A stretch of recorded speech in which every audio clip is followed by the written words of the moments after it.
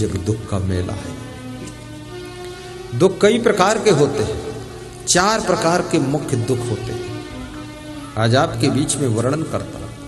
पहला दुख है अभावजन्य दुख। अभावजन्य दुख मतलब जो जो आपको जरूरत है वह चीजें आपके पास नहीं, उनका अभाव है तो मन दुखी होता है। दूसरा दुख है हानिजन्य दुख। कोई हानि हो गई, धन हानि, जन हानि, पद की हानि, दुख हो जाता है। क्यों होता है? क्योंकि लोभ के कारण हानिजन्य दुख का जन्म होता है। फिर लोभ को जीतो। फिर है वियोगजन्य दुख। किसी प्रिय का वियोग हो गया, समय से पहले पति की मृत्यु हो गई,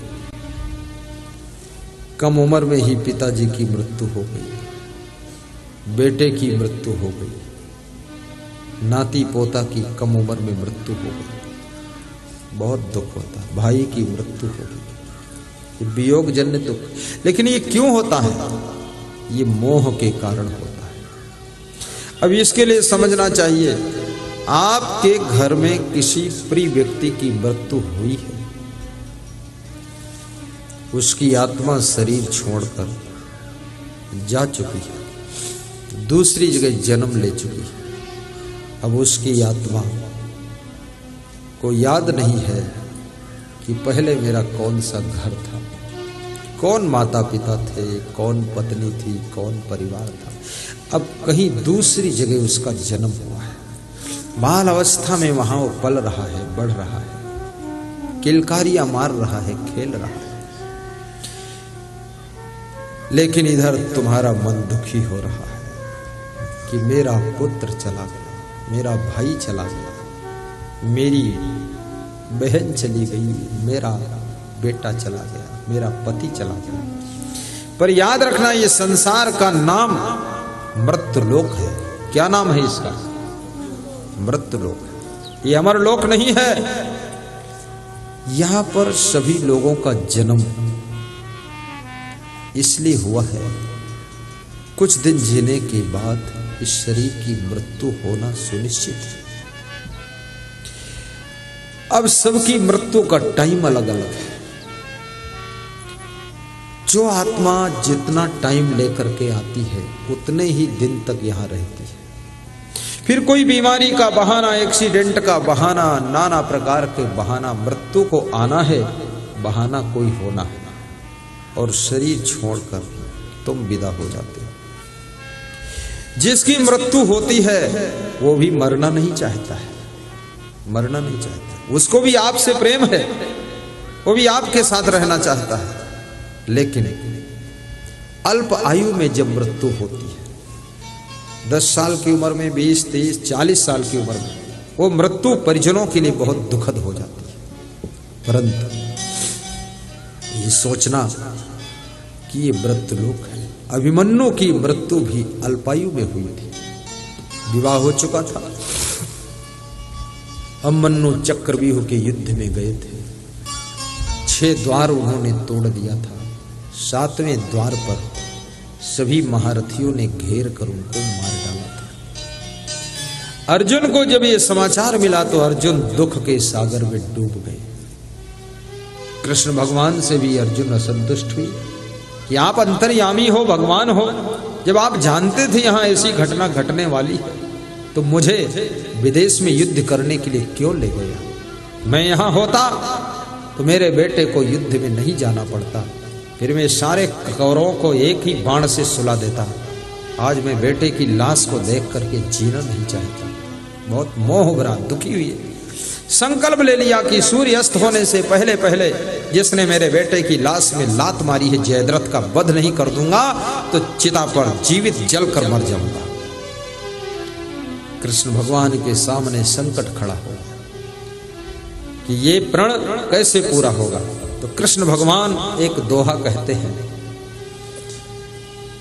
पांडव मेरे परम धन पारथ प्राण समान, केहि विधि प्रण रक्षा करूं सोच करत भगवान।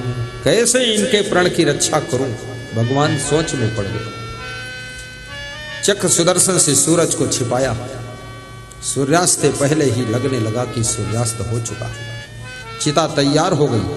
अर्जुन चिता पर बैठने के लिए जा रहे हैं। कृष्ण कहते हैं, वीर चिता पर बैठता तो खाली हाथ नहीं बैठता, धनुष बाण लेकर बैठो, धनुष बाण लेकर बैठे। जयद्रथ को सूचना मिली कि अर्जुन चिता में जलने के लिए बैठ चुका है। चलो देख लो, अंत में तुम्हारा दुश्मन मरने जा रहा है।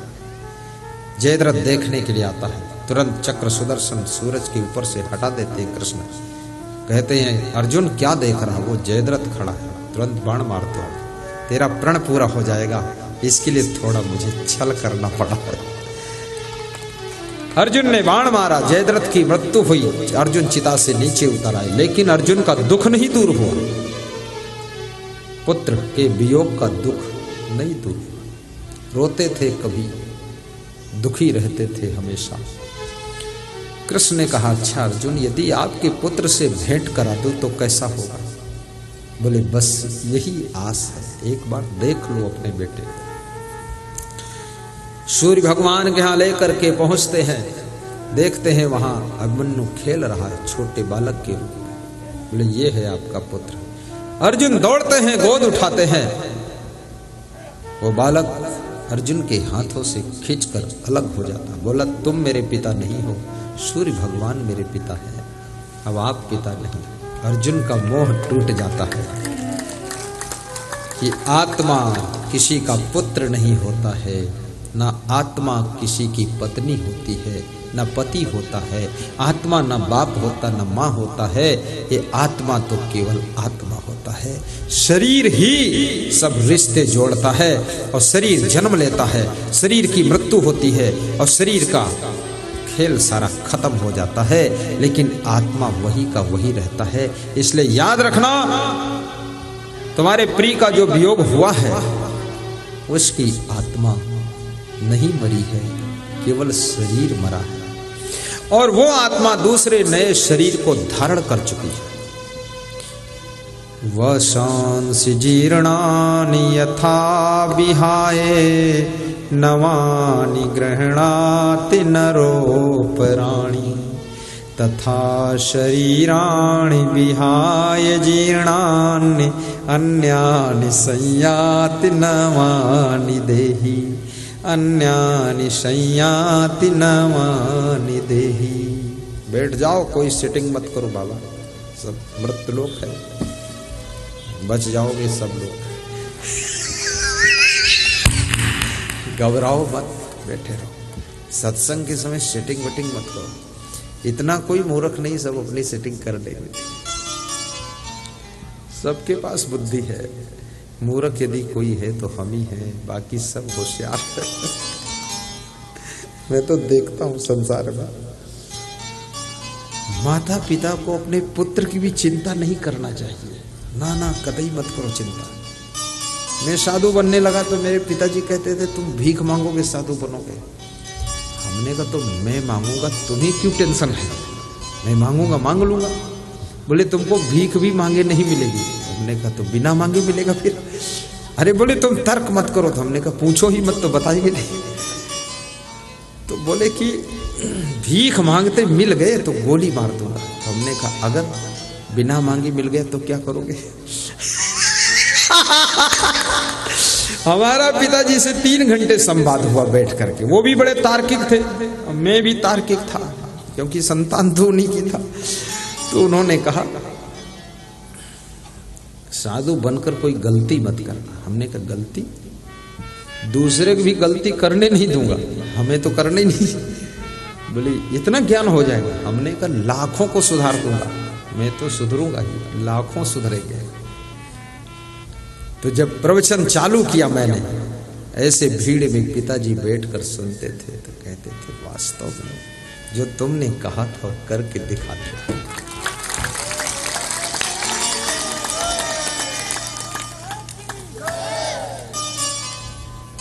सब होशियार है, मेरी चिंता करने की जरूरत नहीं है। मैं तो बहुत सुखी हूं। इसलिए चिंता मुक्त रहो, प्रसन्न रहो, अपने जीवन को धन्य बनाओ।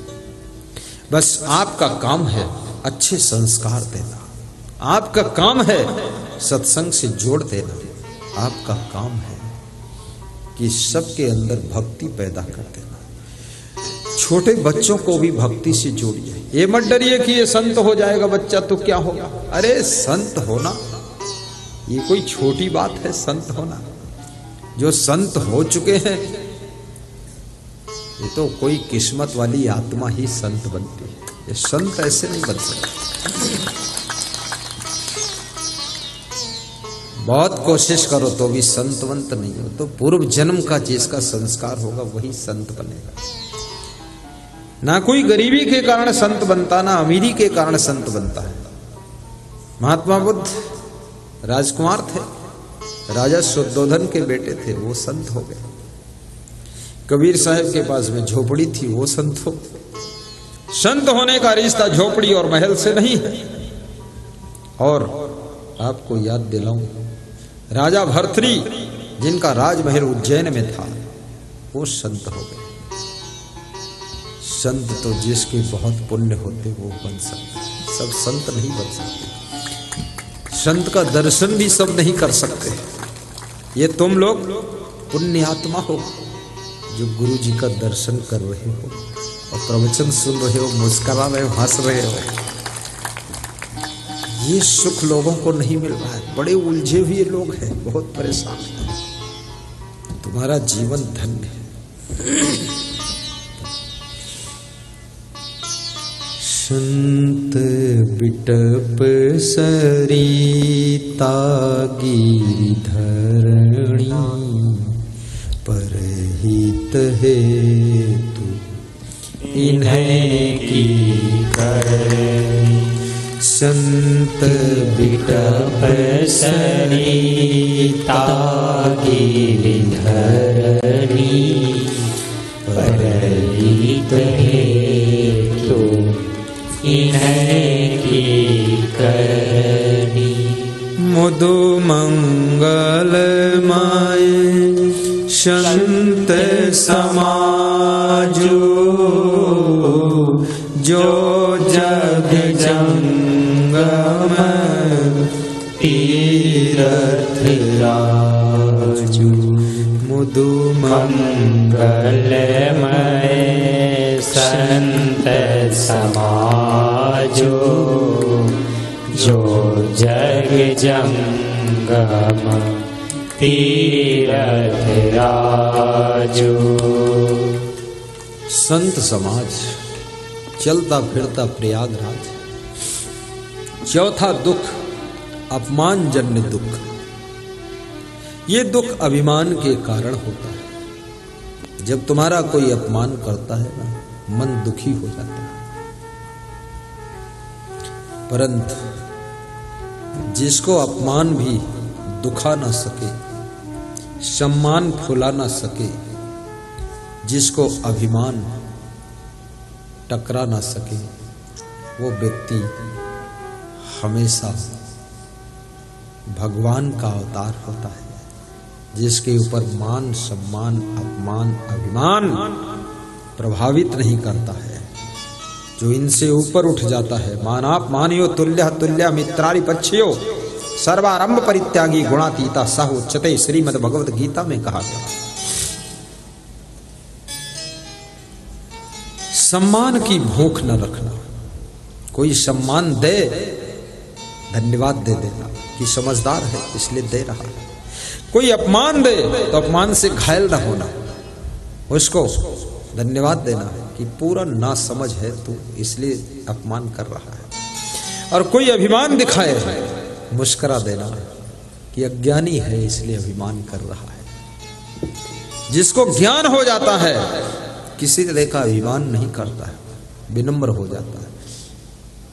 वृक्ष में जब फल आते हैं डालें झुक जाती है। मनुष्य को जब ज्ञान हो जाता है ना, वो झुक जाता है, फिर अकड़ता नहीं है, नम्रता आ जाती है। आपका जीवन विनम्र हो, आपकी सरलता सदैव बनी रहे, और आपके घर में सुख शांति का वातावरण हो।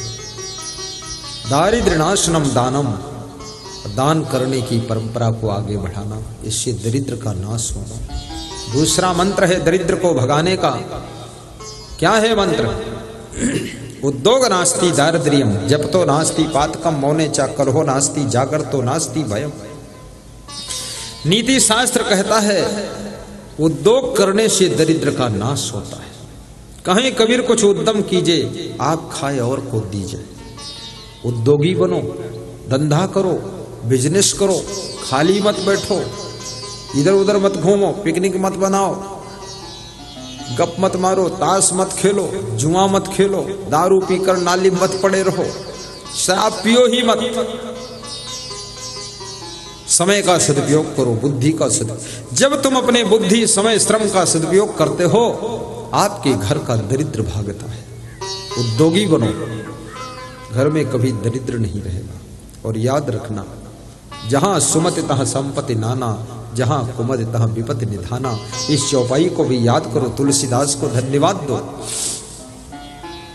मैंने सुना है किसी घर में दो भाई रहते थे। दरिद्र को भगाने वाली बात बता रहा। दोनों भाई बहुत प्रेम से रहते थे और दोनों की जो पत्नियां थी वो देवरानी जेठानी, वो भी बहुत प्रेम से रहती थी। कितने लोगों का स्वभाव होता है प्रेम से रहने का स्वभाव, और जो प्रेम से रहते हैं ना, उनके घर में सुख शांति संपत्ति भी रहती है। प्रेम से रहना, और प्रेम से रहने के लिए क्या करना पड़ेगा? बस प्रेम से रहना पड़ेगा। और क्या करना पड़ेगा? प्रेम से रहो। तो प्रेम से रहने के लिए ये तो सब बताते प्रेम से रहो, लेकिन लोग रहते नहीं प्रेम से। तो इसके लिए क्या करना पड़ेगा? इसके लिए आपको समझदारी पैदा करना पड़ेगा। क्रोध में मत रहो, शोक में मत रहो, मोह में मत रहो, प्रेम में रहो। तो दोनों भाइयों में बहुत प्रेम था। शरीर दो मन एक, ऐसे रहते थे। घर में बड़ी खुशी थी। एक दिन पड़ोसी जो थे वो ईर्ष्या करने लगे, जलने लगे, सोचने लगे कि इसके घर का खेल कैसे बिगाड़ा जाए। बहुत कम लोग ऐसा सोचते हैं कि अपने घर का खेल कैसे सुधारा जाए। ये बहुत कम लोग सोचते हैं। ज्यादातर लोग ये सोचते हैं कि इसके घर का खेल कैसे बिगाड़ा जाए, इसमें बुद्धि ज्यादा लगाते हैं लोग। पड़ोसियों ने जाकर के दरिद्र नारायण से निवेदन किया कि और कुछ कृपा करो न करो, लेकिन हमारे गांव में दो सगे भाई रहते हैं, बहुत प्रेम से रहते हैं, बड़े सुखी हैं, खुशहाल हैं, संपन्न हैं। उनके घर में दरिद्र नारायण तुम बैठ जाओ, उनको दरिद्री बना दो। दरिद्र नारायण ने कहा, मेरा तो यही धंधा ही है, मैं तो इंतजार में रहता हूं कभी काम मिले, ऐसा कोई बताए तो कर दो। तो दरिद्र नारायण वो दोनों भाइयों के घर में प्रवेश कर गए और सवेरे सवेरे प्रवेश किया। दोनों भाई सो रहे थे, उस समय प्रवेश किया 5 बजे। 5 बजे दरिद्र भी आता है और लक्ष्मी भी आती है। यदि सोते हुए मिल गए 5 से 7 के बीच में तो दरिद्र प्रवेश कर जाता है। अगर 5 बजे से लेकर 7 बजे तक जागते हुए मिल गए तो आपके घर में लक्ष्मी प्रवेश कर जाती है। ये फार्मूला समझ लो। कभी देर रात में सोए हो तो कोई बात नहीं, एक दिन में ऐसा कुछ नहीं होगा, लेकिन हमेशा तो दरिद्र प्रवेश कर गया। दोनों भाई उठे, फ्रेश हुए, स्नान किया। गर्मी का महीना था, मेहमान आने वाले थे, कुछ प्रोग्राम था। तो बड़ा भाई ऊपर स्टूल लगाकर चढ़ता है और छत के कड़ा में रस्सी बंधी है, रस्सी में मिट्टी के घड़ा में घी रखा हुआ है 5 किलो। गर्मी के मौसम में पिघला हुआ घी। तो बड़ा भाई ऊपर से उतार रहा है और नीचे खड़ा छोटा भाई हाथ में ले रहा है, हाथ में लेता है। चूक ऐसी हुई कि दोनों के हाथों से वो घड़ा घी का फिसल गया और नीचे गिरा और घड़ा फूट गया और घी मिट्टी में मिल गया, बह गया, घी खराब हो गया। आहा, सोचिए, अब तू मैं होना था। बड़ा भाई बोलता है, अरे तूने गिरा दिया, तू मूर्ख है। छोटा भाई बोलता है, मैं नहीं, तुमने पहले छोड़ दिया इसलिए गिर गया। एक दूसरे की गलती देने लग सकते थे, लेकिन नहीं, उल्टा हुआ। बड़े भाई ने कहा, छोटे भैया तुम चिंता मत करना, मैंने तुमको घी का घड़ा पकड़ाया नहीं पूरा, पहले ही छोड़ दिया, इसलिए गिरा है। मेरी गलती से घड़ा फूटा है, तेरी गलती नहीं है, तू चिंता मत करना, मेरी गलती है। छोटा भाई बोला, अरे भाई साहब आप तो पिता तुल्य हैं, ज्येष्ठ भ्राता हैं, बुद्धिमान हैं, मुझे तो आपने ठीक से पकड़ा दिया था, मेरे हाथ से फिसल कर गिरा है, इसलिए मेरी गलती से फूटा है, आपकी गलती नहीं, मेरी गलती है। दोनों भाइयों ने अपनी अपनी गलती स्वीकार किया और दोनों का प्रेम बराबर भरा हुआ है।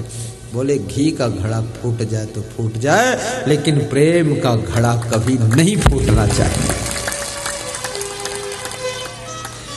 ये कंडीशन को देख करके दरिद्र नारायण चुपके से निकलकर उस घर से भागा।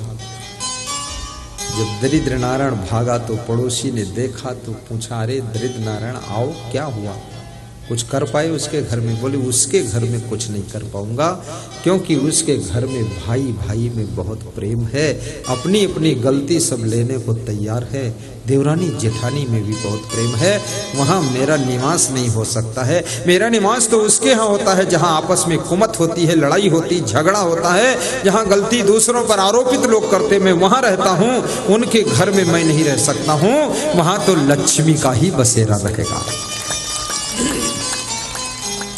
इसलिए तुलसीदास लिखते हैं, जहां सुमति तहां संपत्ति नाना, जहां कुमति तहां विपत्ति निधान। गाइए, आप गाएं पुरुष लोग, उसके बाद महिलाएं गाएंगी। दोनों को अलग अलग गवाऊंगा, देखता हूं कितनी सुमत है गाने में आपके। गाते हो कि नहीं गाते हो, अलग अलग चिल्लाते हो। गाइए, जहां सुमति तहां संपत्ति नाना, जहां कुमति तहां विपत्ति निधाना, जहां कुमति। बहुत सुंदर।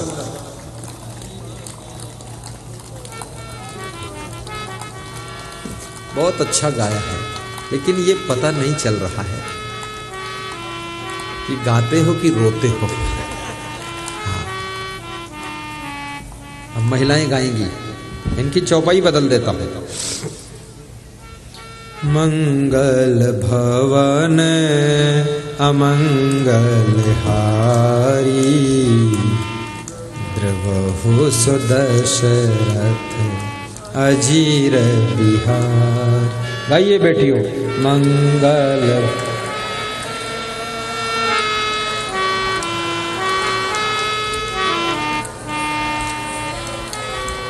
वाह वाह, बस सब पुरुष शर्मिंदा हो। प्रार्थना कर रहा, गुरुदेव तुम ही इज्जत बचाओ, कोई उपाय नहीं। इतना टाप का गाती पुरुष, एक बार चांस और दो। ये आपकी घरवाली बैठी है, आपकी बहनें हैं, आपकी पत्नियां हैं, आपकी माताएं हैं, आपकी बेटियां हैं, इतना सुंदर गा रही। एक बार तुम भी गाओ। अच्छा, महिलाएं नहीं गाएंगी, पुरुष केवल गाएंगे। मंगल भवन अमंगल हार,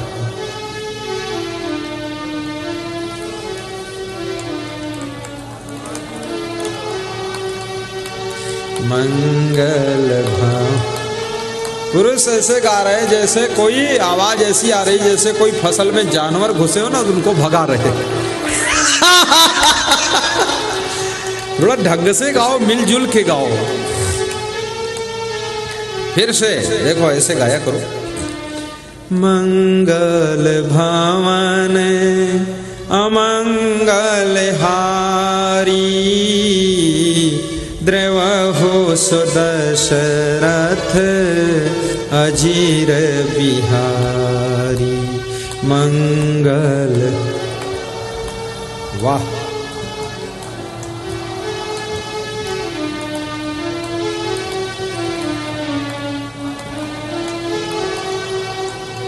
बस एक बार माताएं और गाएंगी, देखना भी इनका। मंगल भवन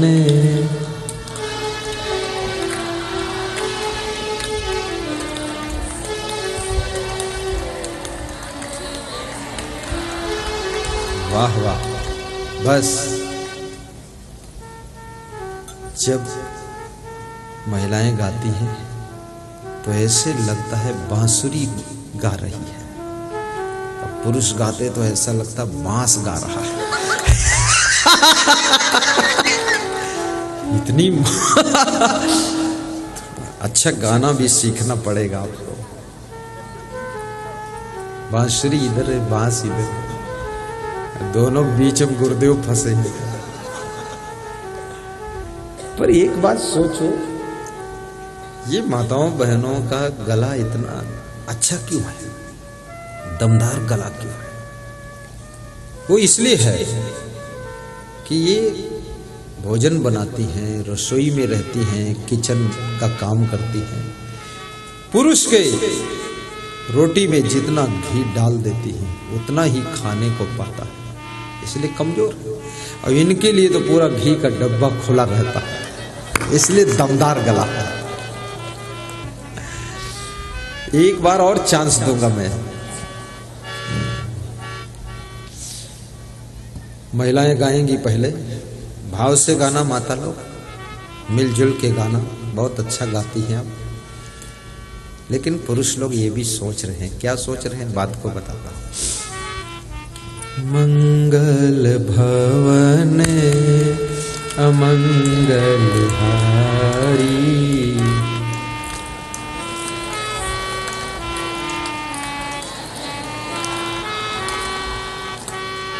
पुरुष क्या सोच रहे हैं कि जैसा मधुर यहां गा रही है, ऐसा ही मधुर अगर घर में बोलेंगी तो स्वर्ग हो जाएगा। ये मधुरता घर तक पहुंचनी चाहिए, आपका घर स्वर्ग बन जाए। पुरुषों से भी कहूंगा, आप भी मृदुभाषी बने, अपने घर को स्वर्ग बनाए। घर तो आप बना लेते हो, भवन सब बनाते हैं, लेकिन भवन, मंगल भवन तब बनता है जब घर के रहने वाले लोग गुरुदेव का प्रवचन सुनते हैं, भक्ति करते हैं, प्रेम में डूबे रहते हैं, तो घर भवन के बजाय मंगल भवन बन जाता है।